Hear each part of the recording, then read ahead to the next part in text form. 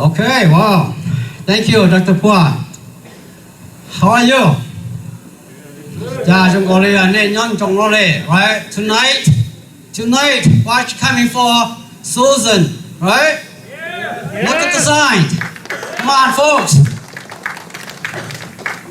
Don't check up like that. Kupa committee chơi. Hay thì chơi phải chơi rong lo, chơi cú lo thả lô nó chơi thọ ra gì. Thì mà cụ tôi giờ tụ plan nó họ nói thế là chơi cái chơi tụ sân đầu tụ thế là thì gì. Bây giờ sai bây giờ sai thì thọ cơ chơi tới rồi cụ giờ tụ bao số dần trao lại nó nè. Thì chỉ chơi bây giờ cụ mà lấy hết số dần trao nó đan này sẽ có bao trong thế nó là gì. Mong mình số ta. This is it, right? What think about it? Nếu mà sao lại thì bây giờ số tây lo, bây giờ tao mua cho con này thêm mua senator đi. No, right? None. Bây giờ nhớ tới chấm lo, mình nhớ là một cho Pama, bây giờ tao mua cho con này thêm mua cho senator. No, unless Nepal, I have searched and I haven't signed anything. Okay? Giờ lên đó nó very lucky.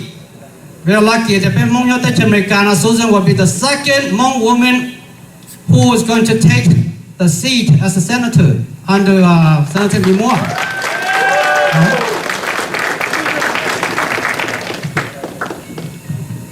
Thì lên đó nếu mà sao lại thì wow, in trái mua thế này, okay, in trái mua sẽ phải tôi tới chơi này dùng lên trái mua sẽ, thầu của tôi cũng có bao nhiêuแต่是呢cũng chỉ cho chỉ xong,แต่是lúc xưa lúc cần cao, thầu của tôi bên nào phải thế. Thì sự ta xin nó phải mong là cho xa phần cô hậu lực xin nó phải nè, think about it. Yeah.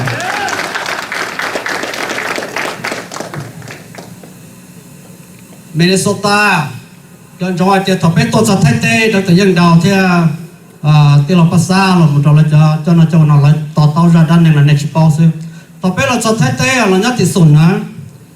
Cho America một trò phát kỳ một trò lúc tới trời tua là tua dài cho nên một tua or refugee nè,ตัวย่อตัวละเตเธอน่ะแล้วตัวจิกาใจมงน่ะนั่นปะป้อเราให้เตจะมงตัวเป็ดจ้องตัวซื้อตัวสอบไปเตเธอว่ามันน่ะมันใช่มงเตเราใช้ตัวตัวเจตัวนอไปซื้ออย่าป้าจิตตัวเป้น่ะนะเจที่จะมงน่ะเลยจิตสะใจเลยไปจะมงที่เลยย่อจะอ้อยส่งเป้ส่งปล่อยส่งจี้ส่งจะว่าจะมันย่อตัวตัววัดทักบาทที่ชื่ออะไรวิยาลิจาวิแต่เราจิตสะให้เตแล้วจะไปจะมงตัวนอแล้วจะเงียรัฐบาลอย่าเลยเราจะtake chance. Well, let me tell you what, right? I think that America made the smartest decision. Well, let's jump into Hmongตัวตัวเตชอเมริกาเนาะถอดไปตัวสเตชอเมริกาเนาะเลยไปชี้จอให้ถอยสิจะปัวอีเจ้าอ้ออีเจ้าไป the nature ตัวนี้จะ fractal of Saint Paul. Anyone?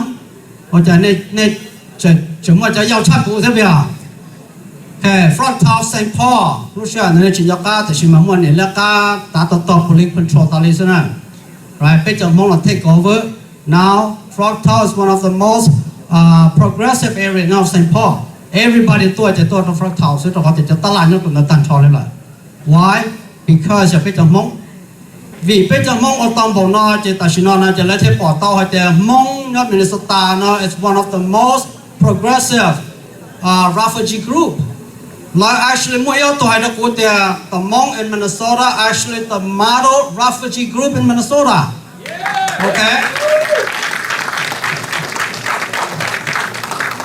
More to hold up and stay here because of the Hmong. Minnesota till they take a lot of chances to refugee. We actually have the largest refugee proportion across the country. For every refugee เนี่ยเป็นใจเล็กกว่า8%ท่องโลกจะจ่อโลกจะ station เราเลยเขาจ่าย8%so Minnesota actually took about 13% for every refugee group วิลิจาวิเราเลยปอต่อแต่ they will be the next Hmong in Minnesota. Okay. Why?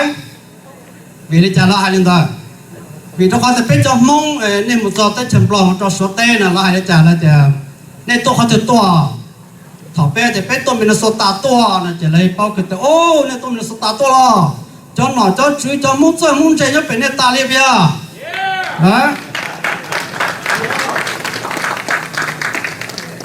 mỗi cho Minnesota is the capital of the Hmong in the world.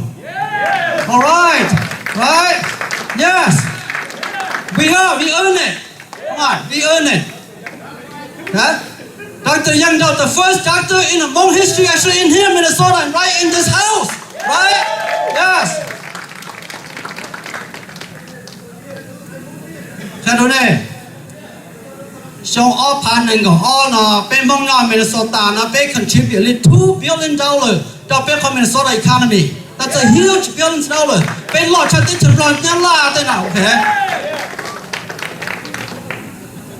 Nhớ cho số áp pan này all nó bên contribute cho nhẹ bên một yếu khủng nó số $1.1 billion.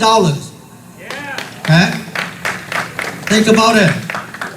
So cho xong là bên xa bên cho này mỗi họ lử lên là bên cho chỉ phá lên. Every year bên cho chỉ phá lên này mong đại một contribute to ít của bên cho $1 million to Minnesota taxes. Okay? That's Minnesota taxes alone. $138 million. Nếu bao giờ vì lý do bên mong nó Minnesota họ yang mong capital of the world. Well, because bây giờ mong chuyện nhau vào chế sẽ bây giờ lão lúa một lão cả bây giờ contribute tax dollar.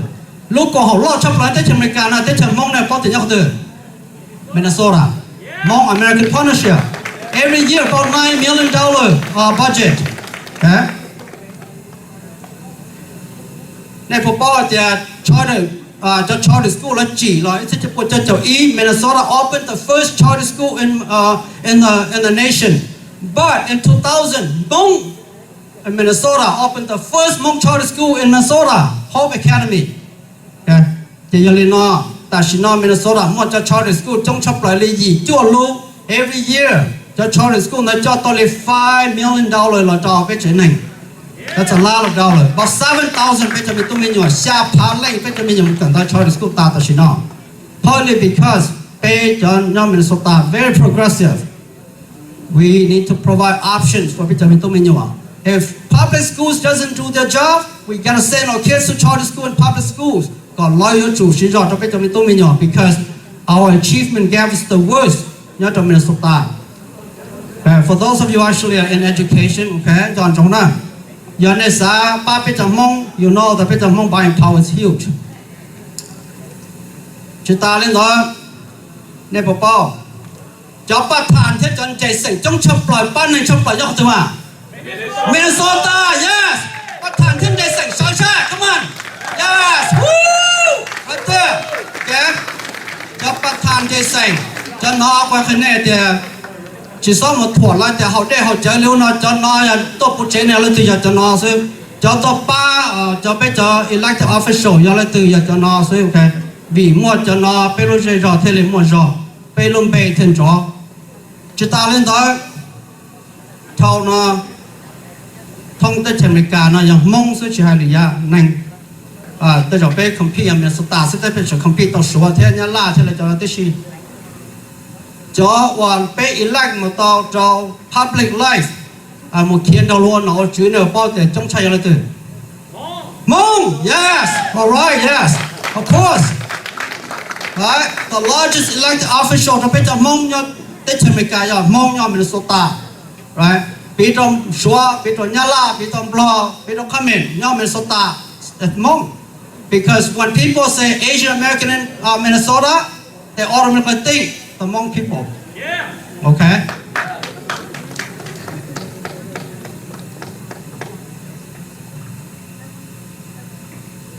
Trong ấp phá, chỉ trong ấp phá cậu nó lo. Bên Minnesota sai tàu, trên là bên cho ít tụ nọ chứ nè. Since 2010, we actually elected about 31 elected officials. So bên Minnesota 20 city areas alone. That's an amazing number. 31. Trong ấp phá nên có in nên có honor cho chở một nên có honor chở tua, right? Bên một blow to elected officials, right? More than any state. Nhớ được thế nào? Right? Minnesota is the capital of the Hmong village because of all these, right? You could go every number, every category.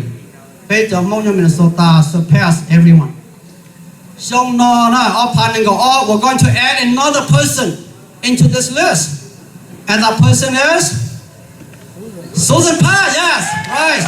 Okay. Xiong no, we're going to add another person to this stellar list.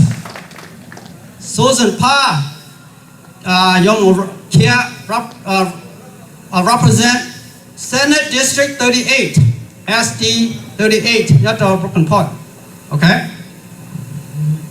Susan Pha, giờ ít tuần này nữ ô lĩnh nhà hình, thằng này lại tao lò suy chế nữ sĩ rõ hay nữ tao tao chán tao giả policy để ship lên mà lấy khế ra đan này thôi, cú chụp khế đó này thì nữ cho colleagues rồi nữ ô city council mà lấy bỏ tao thì nữ lọt cho suy nữ bỏ tao chán tao giả, lại thêm một nữ elect tao lấy hồ tiền mayor pro tem, giờ tụi long mayor na. Right? Think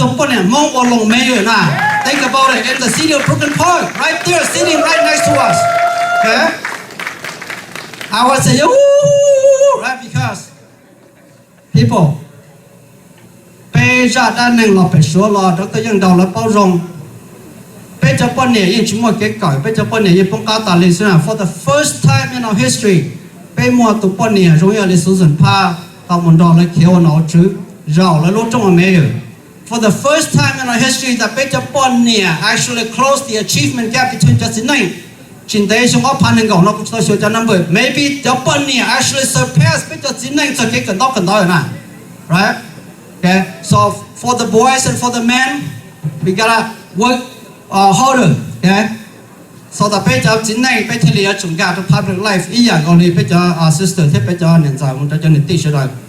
this is very important. And I want to say to the District 38, okay, for those of you who should listen online or YouTube, please know that when you elect Susan Pha, you become part of our history. Okay? When you elect Susan Pha, you become part of our history of the Hmong people in Minnesota.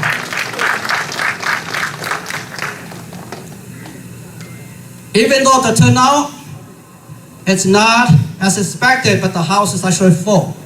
We have 36 tables, 62 couples actually committed to come tonight. Blame it to the rains, okay? Vì tiết tế rồi lon na là thế chỉ tuổi. Cho bây giờ, lô sĩ hỏi nó nhập bên lô lại. Nè, lô sĩ hỏi nó nhập cho chúng ta đi sử dụng là lô lại. Giờ chỉ lô sĩ hỏi nó thế cho giờ lô sĩ hỏi từ, right? Giờ chỉ Susan Pha thế cho giờ lô từ nào? This is what we have. Okay? This is what we have. District SD38, remember, we are behind you. There's a lot of Hmong people in here. We have relatives, we have friends, we have family living in District 38. You better work with Susan. We know we have 20% Asian Americans in Brooklyn Park. Okay, a lot of these 20% of Asian American in Brooklyn Park is actually part of our family. So we are behind you. We need to send Susan Pha to the people's house in 2022.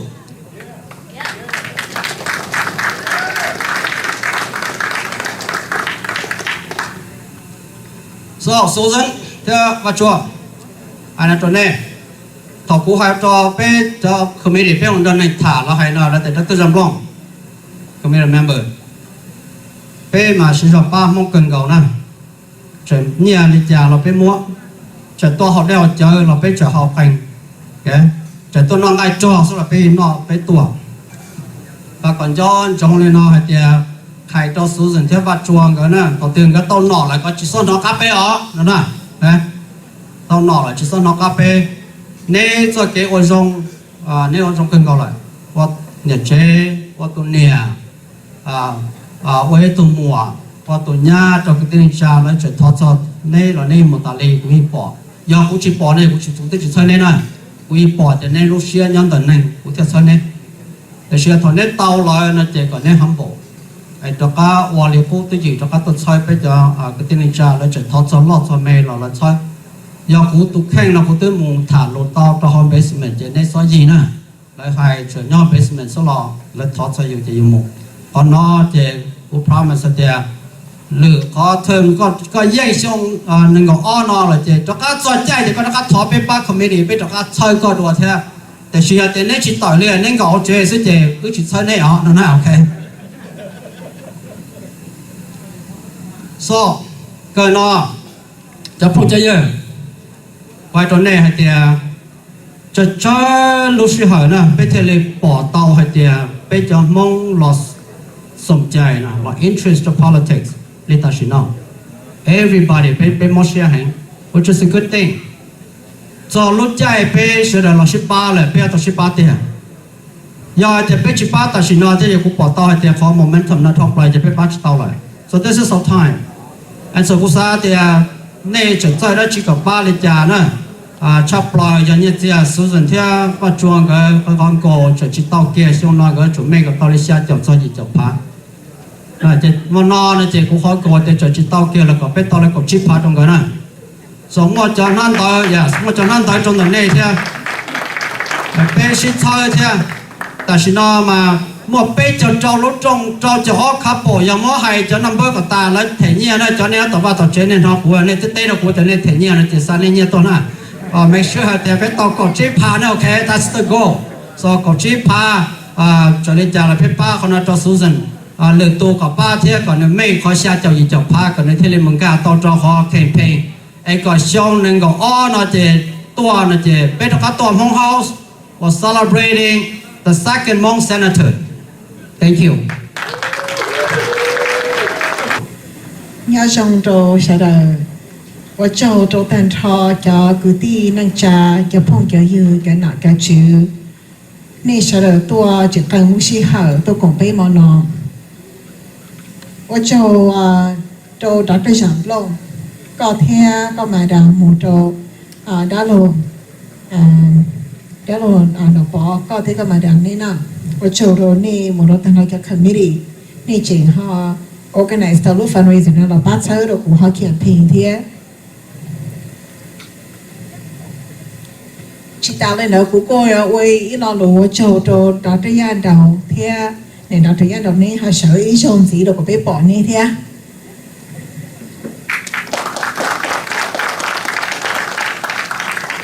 của châu đó của đã lô pan đồ phang thế của này đã lô này họ sợ gọi sợ được bao thế nói của ở tụi nụ thế tụi nhà được của xuống thế ba sao của chắp lại nè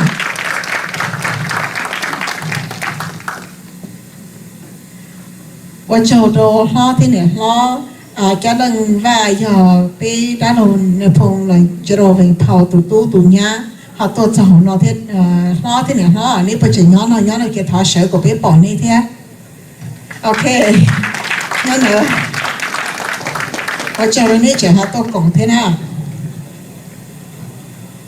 one day của hai bé lo lú này kia của thọ của tụi chị và chùa nó họ là cho bé in a moment of silence here appreciation cho của mình thật hay luôn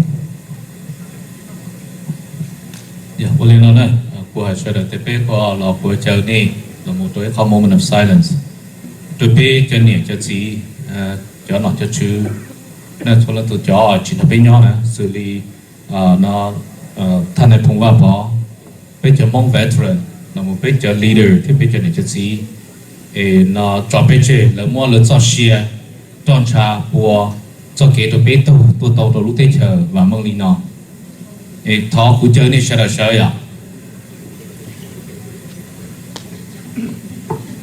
vậy nên tàu cùng nhau tao họ it taught a moment of 5 second a moment of silence in your talona.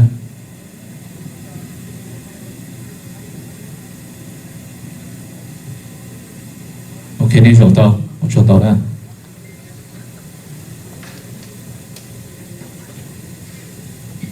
Điều chỉ thằng linh đầu thứ sư cho bé chơi thì là cho là thì当时bé chủ môn phong cơ thì cho bé nhau cho nó một bé cho nó cho nên cho gì một đôi cho nó cho mà bên cho veteran chúng ta liên tới đi đầu tiên nhân đầu thì là chỉ vào xa là chúng ta bên nhau thọ bé cũng thọ này sao vậy cũng thọ sao là sao cũng chỉ hành cái sao cũng thọ lựa chọn sao đấy thì everybody else shall accept but no đầu tiên đầu thêm vào sang cái à e cụ thằng nên đầu bên một thể appreciation lúc chơi lúc gì lỡ một điều gì lỡ yêu cho đầu bên nhau bên chủ nhau cho hay thì là cũng muốn gì là bên muốn gì thì thank you very much cho nên họ leadership thế này muốn điều gì đó bên sẽ thank you thì mua khát nó còn tất cả cho đâu anh nhỉ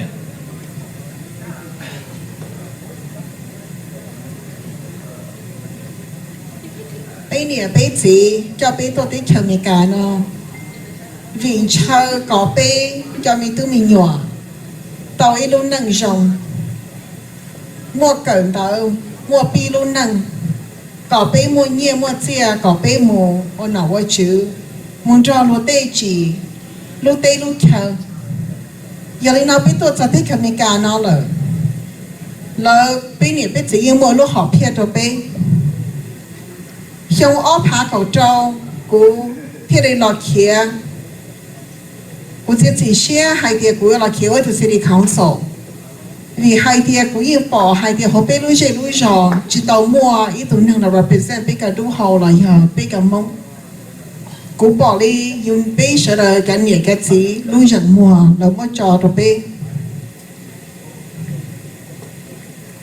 giờ lên nó bây giờ chủ tàu là我一头好上，我一头背上上，然後啲全面揀啊，然後啲字貼靠就ใจ然後啲路條呢，然後啲右手路中沙拉，到說貼到注意，手機就俾海能蒙，落字靠個俾摸幾人人都俾海能，個俾摸話何時路到落啲。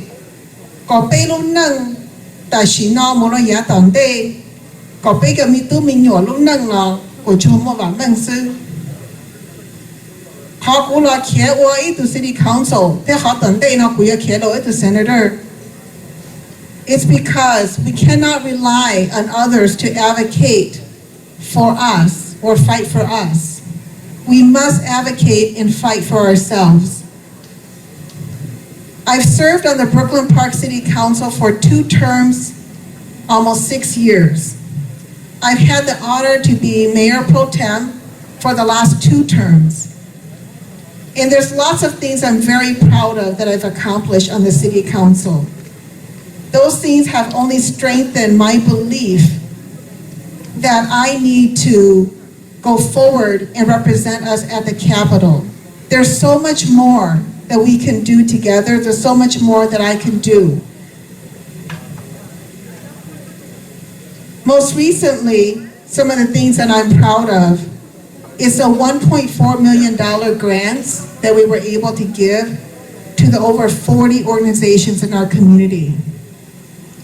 The people that deserve the services, the organizations that give out those services, and the organizations that work every day in our community. It's time that we start to support organizations and the groups and the people in our community, and that's what I'm committed to doing. We also make sure that we don't forget the businesses that serve our community. With COVID, I know that our businesses have suffered. I know that regular people like you and I, residents in our city, in our district, that they need food, they need housing support, they need business support, they need programs to help our youth. And those are all things that I have fought for and all those things that we have addressed it in our city as a city council member in Brooklyn Park.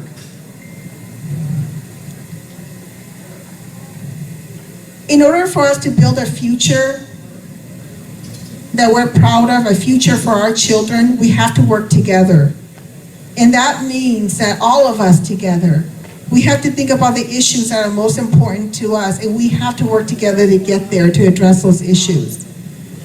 So at the State Senate, I want to tell you that I'm going to continue to fight for all of you and the people that I represent, not just in my district, but really for the whole state of Minnesota. Because once you're elected to the State Senate, you really make policies that affect the entire state of Minnesota. So that means everybody in this state, even if you don't live in my district, you're going to be impacted by those policies as well. What I have heard from my constituents, what I have heard from all of you about what's important to you, is that you want to make sure that we have affordable health care. So that's one of my priorities. Có bây giờ mong, có bây thấy đâu bây giờ health care. Có bây muốn khó mò là bây chỉ chờ hay để bây giờ mua ít tao nông kìm đồng tàu, bây thấy chỉ tàu. Có giờ bây mua mò bây giờ mình tự mình nhớ mò là có bây muốn khó tao bây tụ khăn bây sao xa thì ô bây giờ cũng chỉ mua vì để cũng thấy chỉ tàu tụ nông kìm là một bây bao buồn đó. That we invest in our children's education and in our schools. Có biết cái ba tàu biết cái mình tự mình dùng một cần tàu, có lấy sơn chê, có lấy chua lên đồ tê thế. Vì hai đứa đại sinh nó biết nhiều bao hai đứa biết học school system như chỉ equitable, tôi biết sẽ đâu. Cho mình tự mình nhớ nhau lúc giờ thì lúc school district chỉ mua nhiên tàu kia, lấy những chỉ mua cái funding là ba là cần tàu. Bảo lý cho school district là nhớ con người mua cái nâng mua nhiên, là tàu more funding cái trong bảo lý cái mình nhớ nó cần tàu đùa thêm một đế đùa. Not only that, but we have to fight to make sure that we invest, the state of Minnesota, invest in our Hmong community. That means big law. That means social services for big Hmong. That means preservation of big Hmong history, big Hmong culture, big Hmong big Hmong language. This is very important. Bây mô nhiên tàu hàng nhất ở state, để she nói cho nhiên ở state, mình chỉ là ba bây mô community. Bây chỉ rely on, bây thủ khăn là, bây lưu dạy là bây ý trọng mong, là she ba thành đi tàu sư. Giờ đi nói, it's time, that bây ở chỉ tàu trú cái resources in the state là ba thơ bây mong.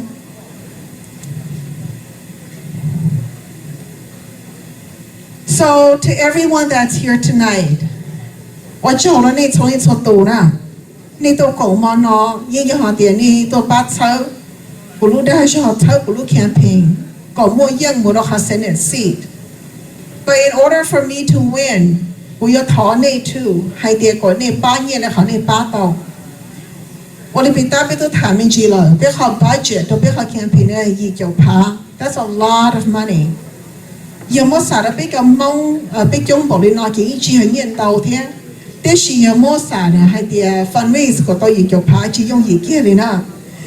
Em cũng có thọ này sẽ đợi thế là ba车là họ này ba tàu rồi là cái nhiệt tiền là của baby chỉ biết họ $80,000 goal.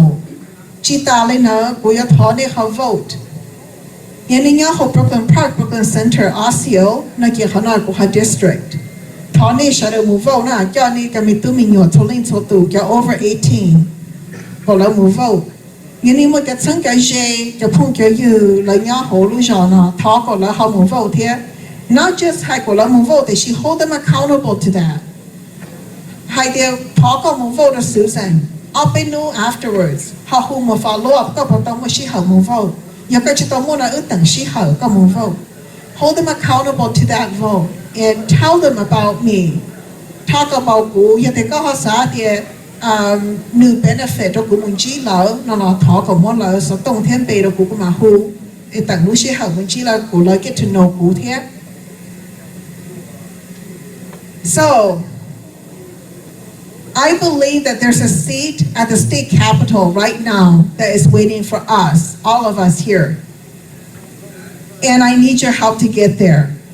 So I want to ask all of you, are you with me? Thank you. I am glad because I can't do it alone. And when I go there, cụ chỉ một sợi dây nào của tụ khăn. Nên bỏ thì cụ là cho tàu trâu trong nó, cụ sợi dây nào bay mông, thế cụ sợi dây nào cho bay sẵn, thế cụ sợi dây để cho nâng. Okay, I'm going to continue doing that work. And although I'm not as powerful speaker as Dr. Jamplong,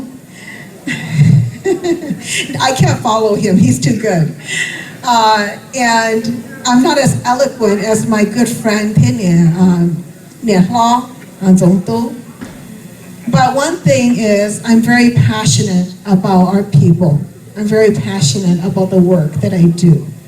And that's why no matter what, I move forward. And on the days that I'm tired and I think do this, I think about the good work that we do together, and I think about all the people who is depending on me to represent them and to fight for them. And every day I get up and I go and I fight. So I want to thank all of you for your time.